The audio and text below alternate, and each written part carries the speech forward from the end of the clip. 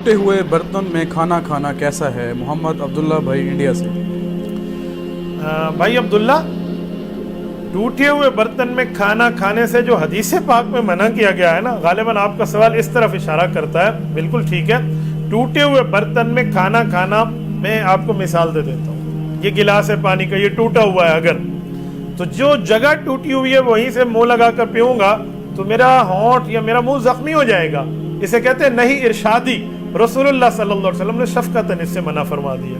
ہاں، ٹوٹی ہوئی جگہ نہیں ہے، جو جگہ بالکل ٹھیک ہے، ایک جگہ ٹوٹی ہوئی ہے لیکن باقی جگہ ٹھیک ہے، ٹھیک جگہ سے میں منہ لگا کر پی سکتا ہوں، اس پر کوئی کراہت نہیں ہے۔ یا میرے ہاں دوسرا برتن ہی نہیں ہے، وہی ٹوٹا ہوا ہے، تو اس کو کسی طریقے سے میں استعمال کروں جس سے مجھے کوئی تکلیف نہ ہو تو بھی ٹھیک ہے، آپ اس کو استعمال کر سکتے ہیں۔ یہ جو منع کیا گیا ہے نا، یہ نہیں ارشادی میں مطلب یہ ہے کہ جب آپ ٹوٹی ہوئی جگہ سے پانی پیئیں گے منہ لگا کر تو آپ کو تکلیف کا باعث بنے گا، زخمی ہونے کا باعث بنے گا۔